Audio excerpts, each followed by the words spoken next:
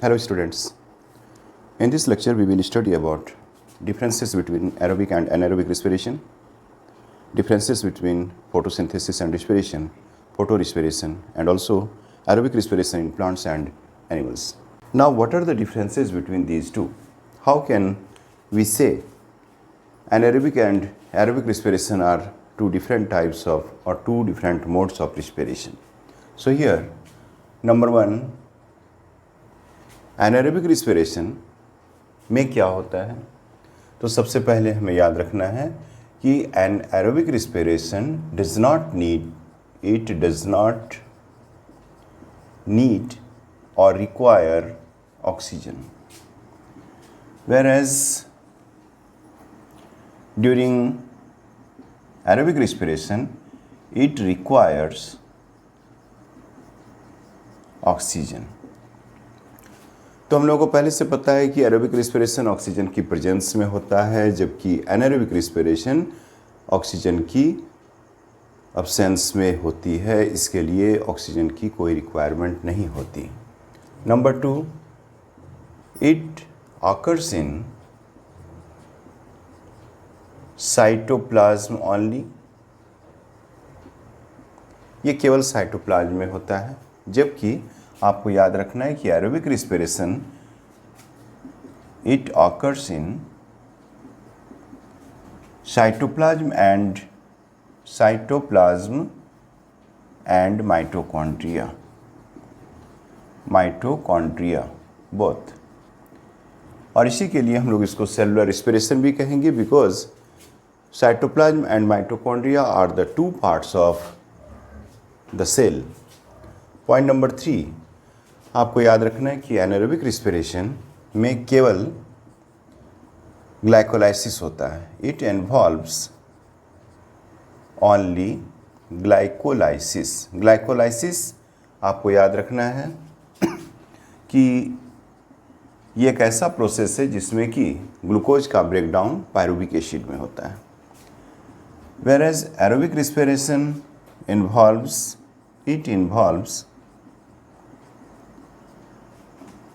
glycolysis and Krebs cycle both. तो इसमें glycolysis भी होता है एरोबिक रिस्पिरेशन में, साथ में Krebs cycle भी होता है. ग्लाइकोलाइसिस इज द इनिशियल और primary step of aerobic respiration, whereas during anaerobic respiration Krebs cycle does not take place. 4, it involves incomplete breakdown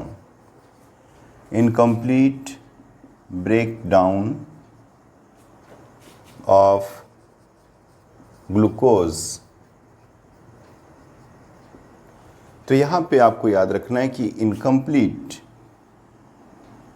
breakdown ही होता है ग्लूकोज का, जबकि मीन्स पार्शियल ब्रेकडाउन होता है, जबकि एरोबिक रिस्पिरेशन में it involves complete breakdown of glucose.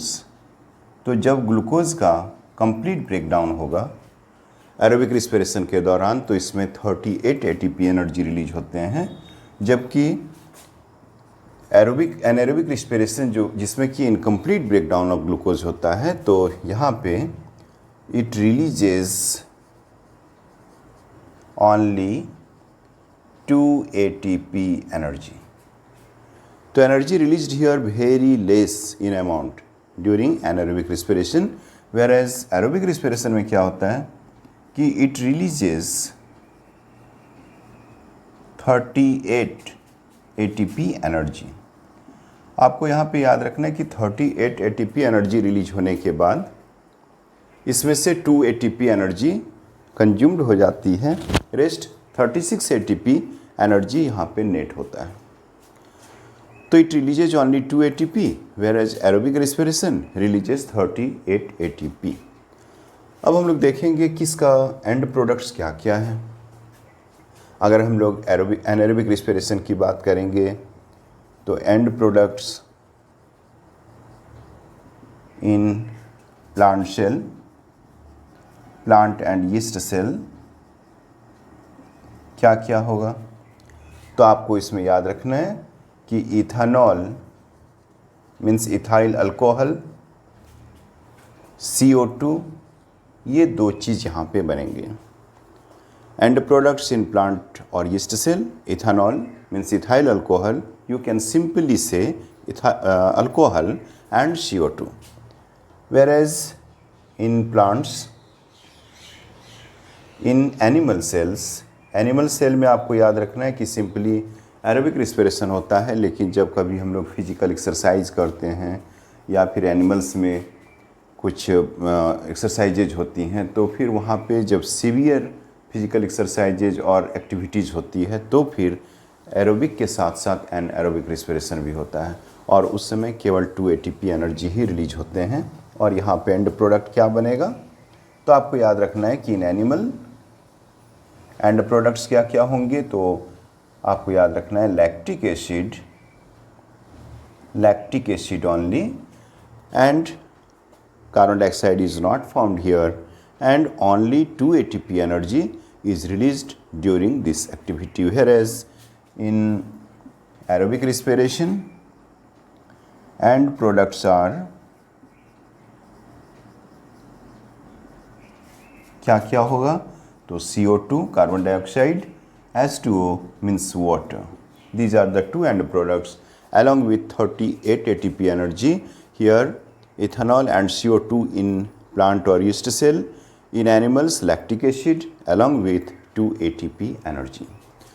So in this way, here these are the major differences between aerobic and anaerobic respiration.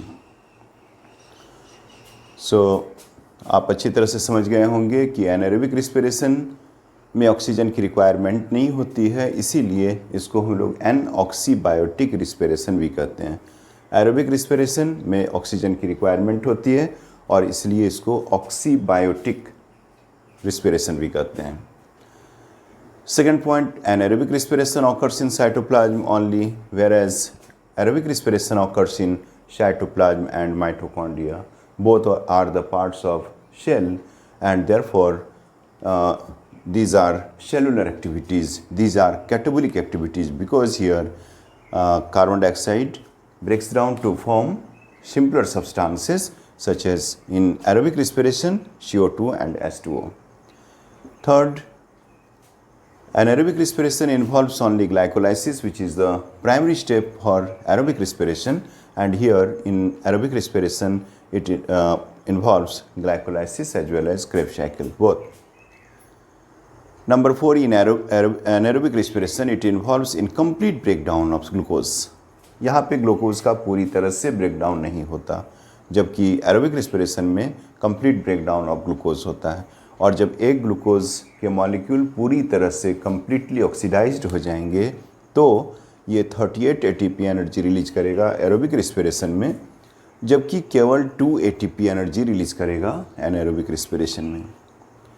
6 नंबर, end products in plants और yeast cell during anaerobic respiration are ethanol और ethyl alcohol or alcohol you can simply say, and CO2, whereas in animals lactic acid form, but during aerobic respiration and products are CO2 and H2O. So now after it we will study about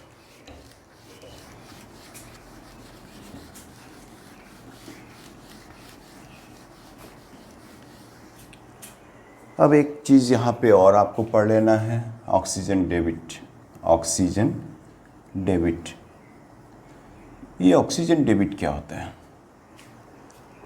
जब भी हम लोग यानी कि human being physical exercises के दौरान एनाएरोबिक respiration करते हैं तो हम लोगों में लैक्टिक एसिड मसल्स में फॉर्म होता है और साथ में ओनली 2 ATP एनर्जी रिलीज होती है।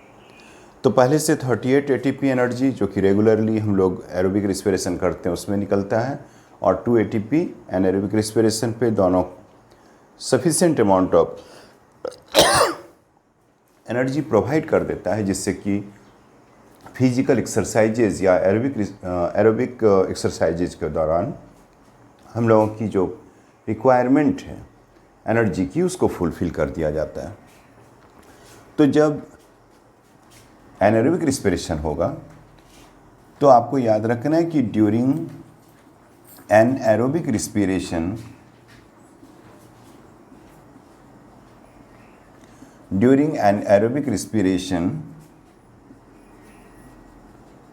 लैक्टिक एसिड का फॉर्मेशन होता है।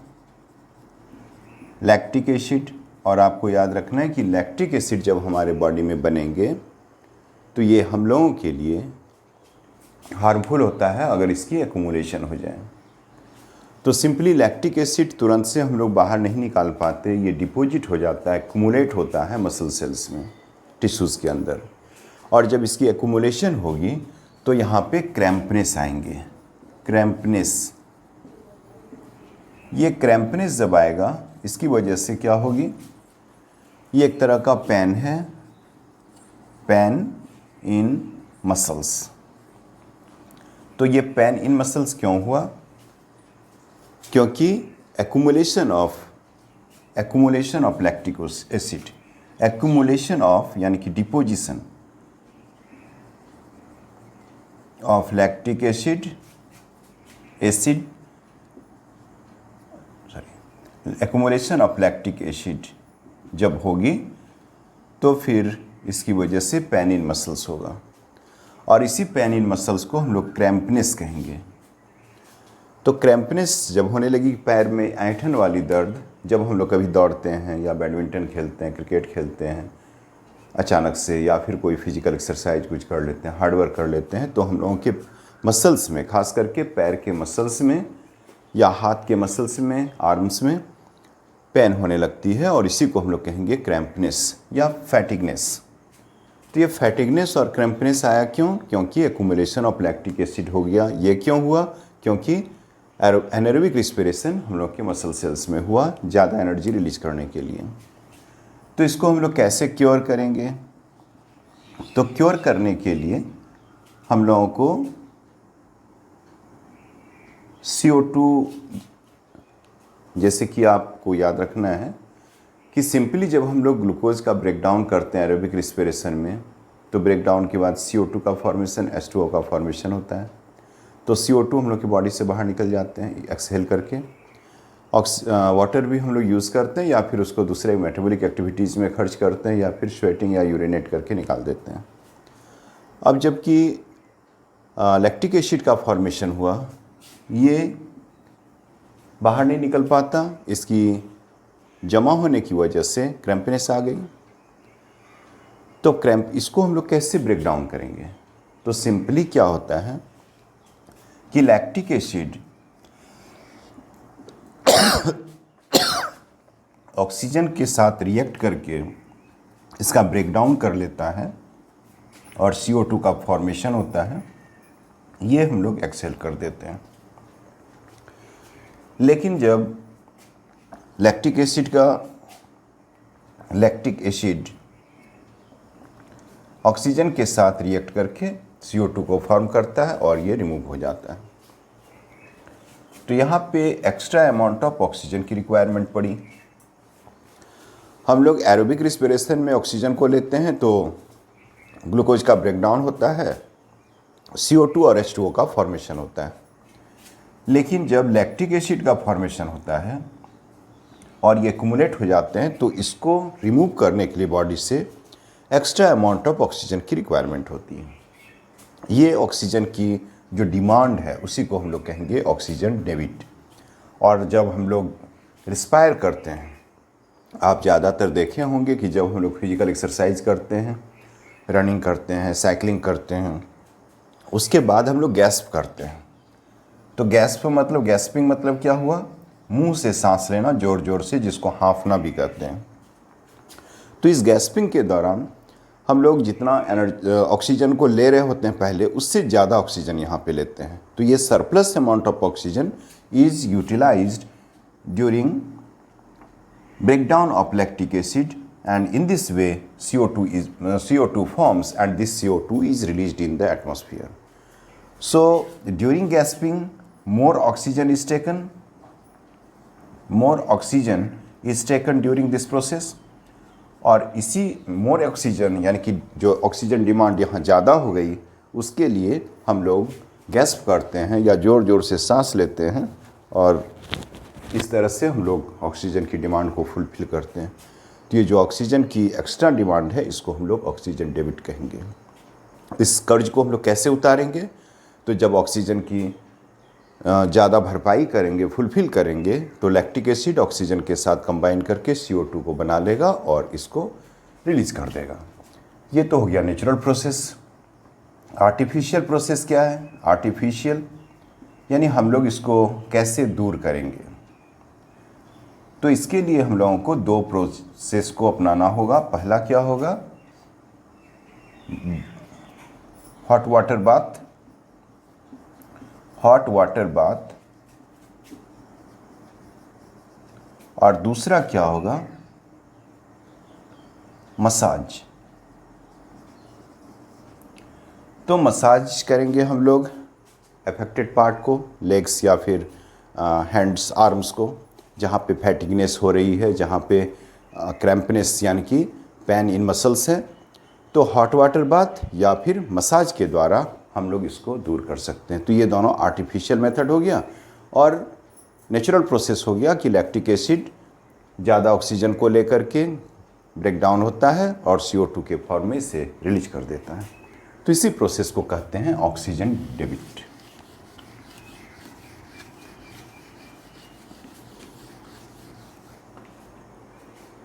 Now there are a number of differences between photosynthesis and respiration. तो आपको उसके पहले एक चीज़ और पढ़ लेना है कि photosynthesis and respiration in plants take place during the daytime simultaneously, and therefore it is known as photorespiration. तो ये फोटो रिस्पिरेशन क्या है? Photo respiration means it is a combination of photosynthesis and respiration. When photosynthesis and respiration take place simultaneously or at the same time during the day in plants, then it is known as photorespiration. फोटोरिस्पिरेशन में क्या होता है, इस चीज़ को हम लोगों को याद रखना है। मान लीजिए कि ये एक प्लांट सेल है, it is a plant cell not animal cell, और यहाँ पे ये माइटोकॉन्ड्रिया है, माइटोकॉन्ड्रिया, और मान लीजिए कि यहाँ पे ये क्लोरोप्लास्ट है।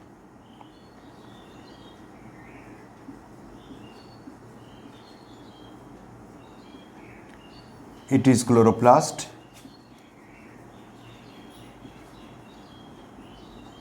site of photosynthesis, site of photosynthesis, and it is mitochondria,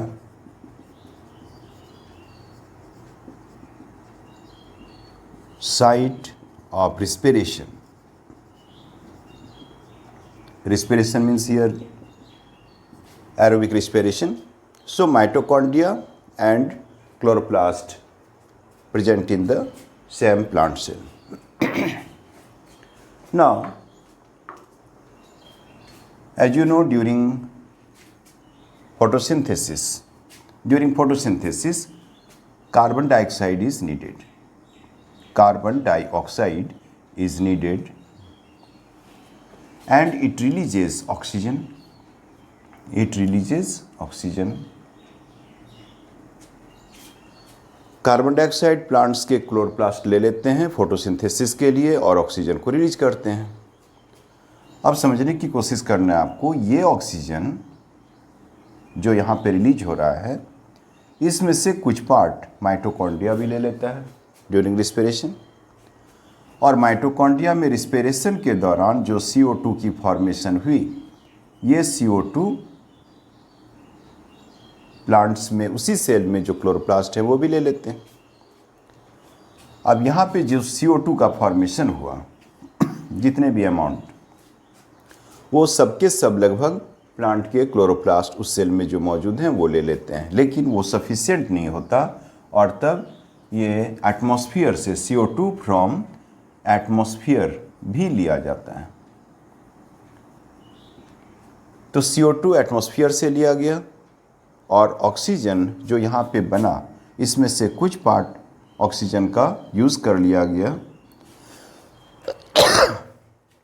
mitochondria के द्वारा रिस्पिरेशन में, और रेस्ट पार्ट ऑक्सीजन का ये छोड़ दिया गया टू एटमॉस्फेयर, यानी कि एटमॉस्फेयर में छोड़ दिया गया।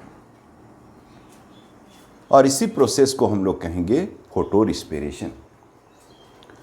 सो during the day time when photosynthesis and respiration take place simultaneously, carbon dioxide is taken by chloroplast, which is released from the mitochondria during aerobic respiration, as well as CO2 is taken from the atmosphere during the daytime. Again, during photosynthesis, oxygen is released, and this oxygen is released in the cell in cytoplasm, and this cytoplasm provides this oxygen to the mitochondria for aerobic respiration, but in some small amount, and after it excessive amount of oxygen is released to the atmosphere. तो during the day time हम लोग क्या देखते हैं? During the day time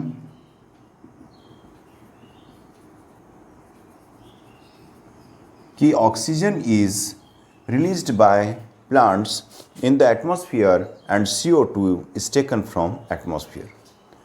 लेकिन ऐसा नहीं कि यहाँ पे केवल फोटोसिंथेसिस ही हो रहा है, यहाँ पे रिस्पिरेशन भी हो रहा है।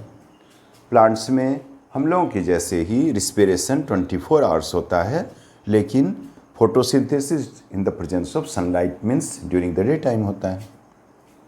तो during the day time oxygen is released by the green plants to the atmosphere and carbon dioxide is taken from the atmosphere.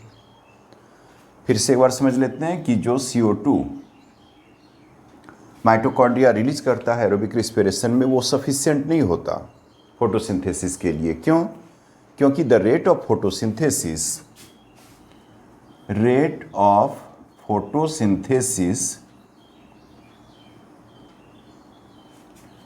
Is greater than the rate of respiration.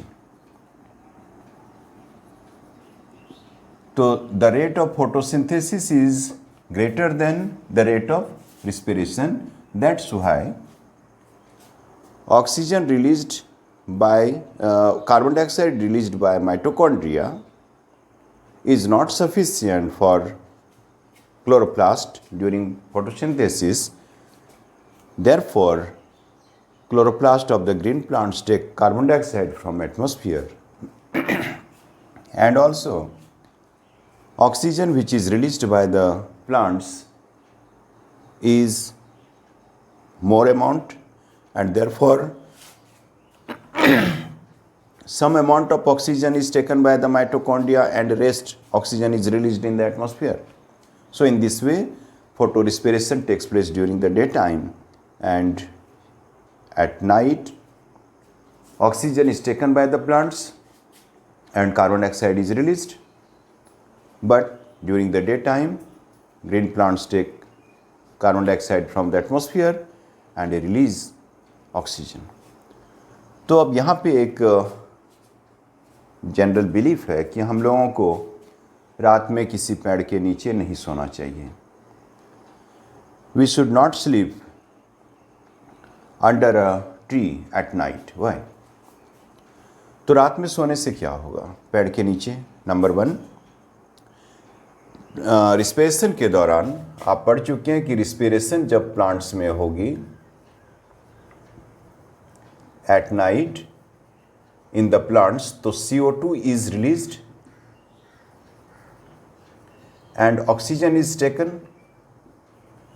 तो ऑक्सीजन को यहाँ पे लिया जा रहा है प्लांट्स में, in plants, ठीक है।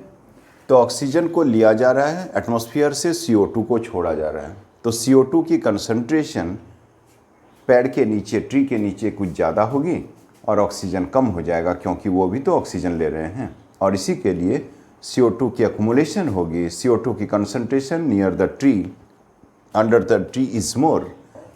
That's why we should not sleep under a tree.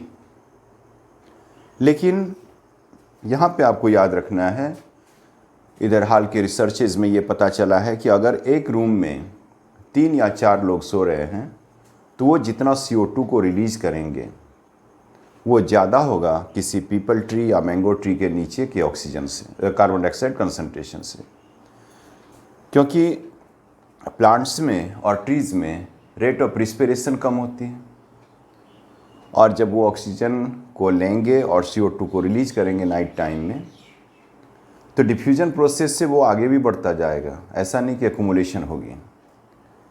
जबकि एक रूम में अगर 3 या 4 लोग सो रहे हैं तो वो जो CO2 रिलीज करेंगे उसकी अमाउंट ज़्यादा होगी, क्योंकि ह्यूमन बीइंग या एनिमल्स में रेट ऑफ रिस्पिरेशन मोर होता है प्लांट्स के कंपैरिजन में. And that's why we should not sleep under a tree at night, because number one, you can say CO2 concentration is more under the tree at night in comparison of the day. Number two, there are some fear of animals like snakes and others. They live on the trees, तो उनका crawling का fear है. और तीसरा, dropping of birds which are living at the tree. तो जो trees पे birds वगैरह हैं या एनिमल्स हैं वो ड्रूपिंग कर सकते हैं, अपने फीकल मैटर को रिलीज़ कर सकते हैं, और हो सकता है कि अगर आप पेड़ के नीचे सोएं तो आपके ऊपर गिर जाए.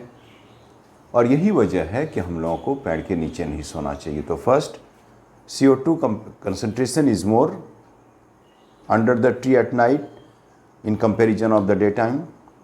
Number two, crawling fear of snakes and other animals.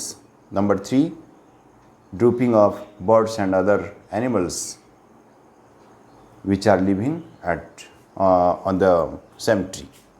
So in this way we should not sleep under the tree at night. तो ये फोटो रिस्पिरेशन काफ़ी इम्पॉर्टेंट होता है, और इसी फोटो रिस्पिरेशन के वजह से प्लांट्स और ट्रीज जो हैं वो ऑक्सीजन और CO2 को मेंटेन करते रहते हैं. अब हम लोग आगे देखते हैं. What are the differences between photosynthesis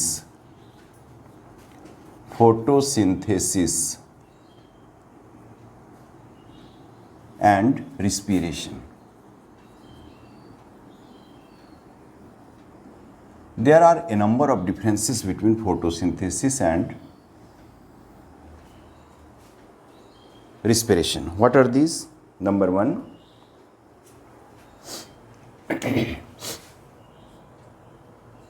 photosynthesis occurs in chloroplasts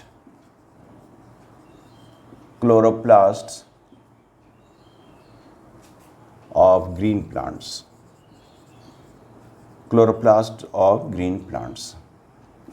Whereas respiration takes place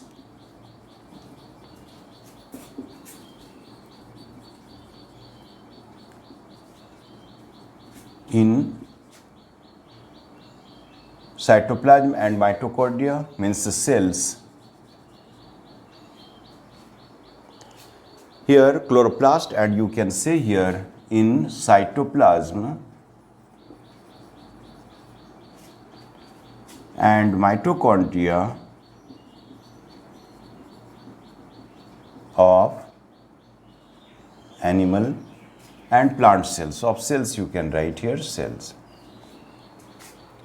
Number two, photosynthesis takes place during the daytime. Or you can say it takes place in presence of light. Means light जरूरी होती है photosynthesis के लिए, but respiration takes place throughout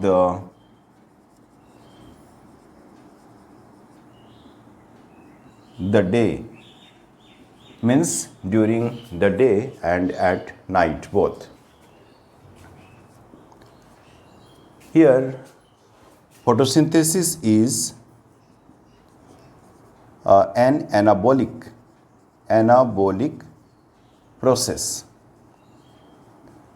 यहाँ पे क्या होता है कि सिंपल सब्सटेंसेस कंबाइन हो करके कॉम्प्लेक्स सब्सटेंस ग्लूकोज को बनाते हैं, और इसी के लिए इसको हम लोग एनाबॉलिक प्रोसेस कहेंगे, जबकि रिस्पिरेशन एक कैटाबॉलिक प्रोसेस है. It is a catabolic process because here glucose breaks down to form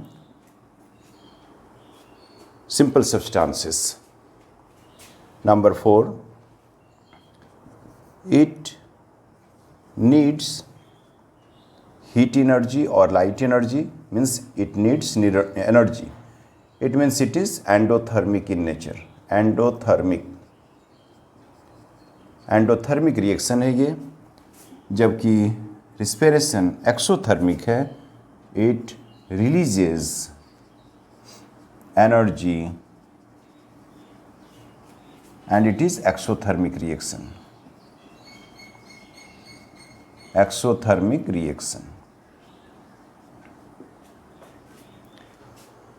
यहाँ पे क्या होता है कि ग्लूकोज का फॉर्मेशन होता है, रिस्पिरेशन में ग्लूकोज का ब्रेकडाउन होता है. इसके साथ ही फोटोसिंथेसिस रिलीजेस ऑक्सीजन, जबकि रिस्पिरेशन में क्या होगा, it needs oxygen, means it takes oxygen. During the process of photosynthesis it takes CO2 from the atmosphere, whereas during respiration it releases carbon dioxide. So these are the major differences between photosynthesis and respiration. These both are enzymatic process, means they take place in the presence of some enzymes. Here in photosynthesis,